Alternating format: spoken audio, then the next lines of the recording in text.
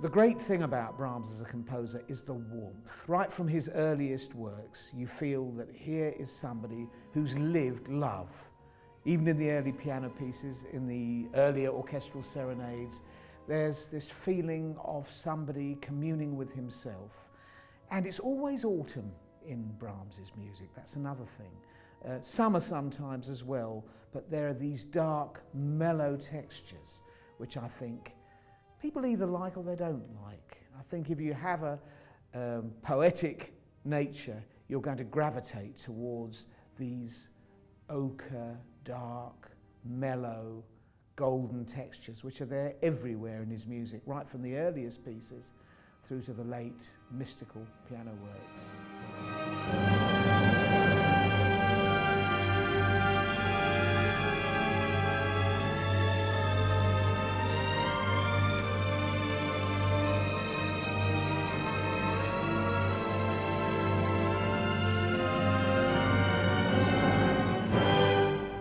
Always writes superbly well for whichever instrument you're playing, whomever you ask.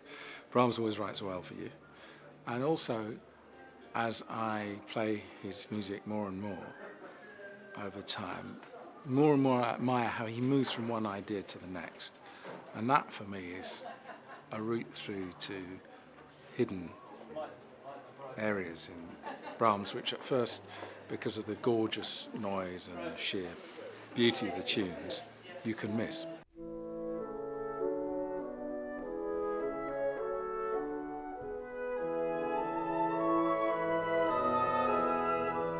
There was always the ideal of love as part of the subtext, if you like, to Brahms's inspiration.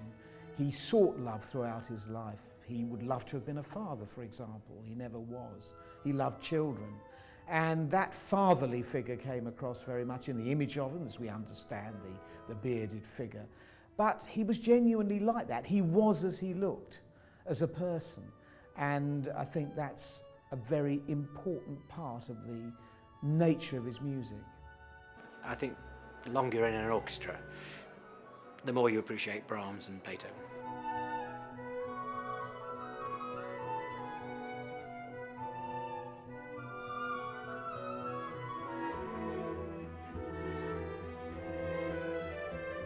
When I first joined, we were doing it a lot with Joachim Colburn, people like that. Very heavy Germanic, always using doublers in the woodwind.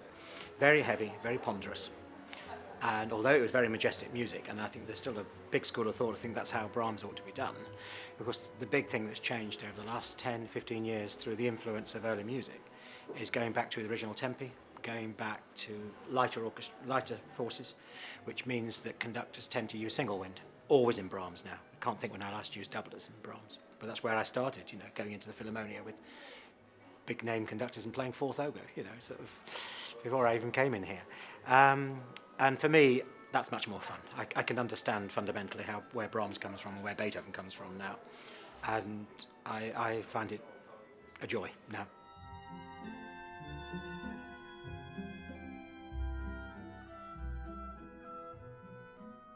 There was a soaps-like relationship between the two composers, Brahms and Robert Schumann, who was a great friend of. Schumann was in love with Clara Wieck, who he later married, but Brahms was in love with her as well. And that set up a sort of tension between the three of them, which had creative results, you might say.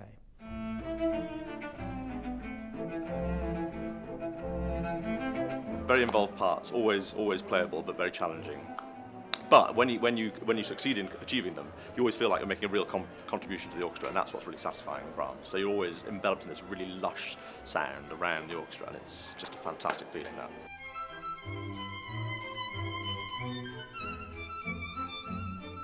Brahms is one of the less than a handful of totally great composers, and I couldn't do without him.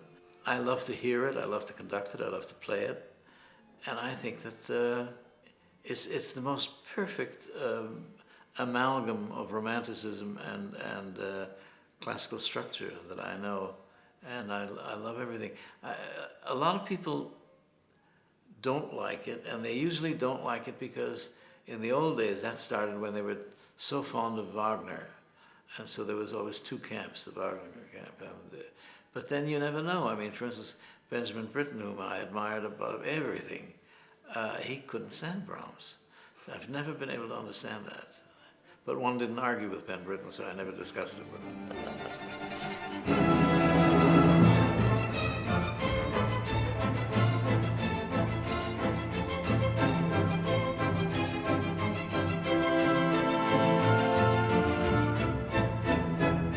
Think about Britten's music, which is predominantly very brightly coloured.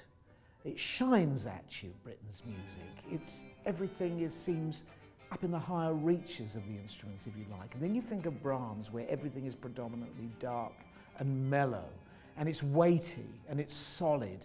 There's that great sort of monumental aspect to Brahms's music, which, if you're aiming at something which is, as I say, more brightly coloured, you're not going to like it, you're not going to gravitate towards that. Also, a certain amount of philosophical posing you get in Brahms's music. There's a certain element of emotional indulgence, you might say, or I don't know, centering around your own feelings. It's very subjective music.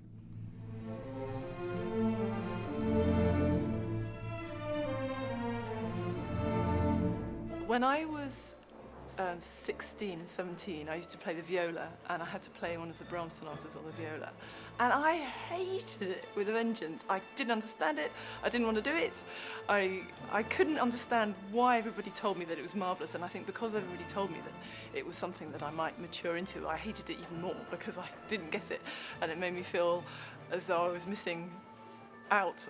And I remember also I played Brahms 4 in a youth orchestra, and everybody was telling us how lucky we were to be playing this piece, and I didn't get it then either, and I vowed that I would never enjoy playing Brahms.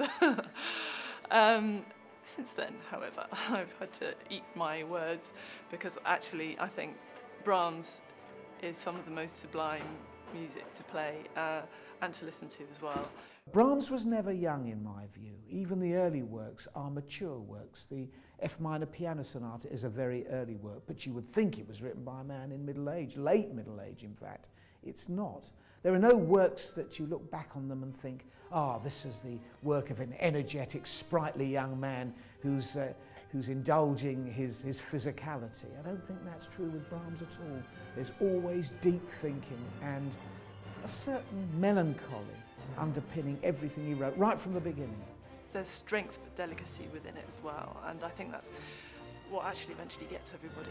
That's why we love to play Brahms, because there is such architecture, and there's not very much freedom, but there's a little bit, and you just have to be, it's a bit like Mozart, it just has to be just so, and therefore it's extremely difficult to play well. But if you're working with in a conducive environment with the right conductor and the right people around you, it's utterly sublime.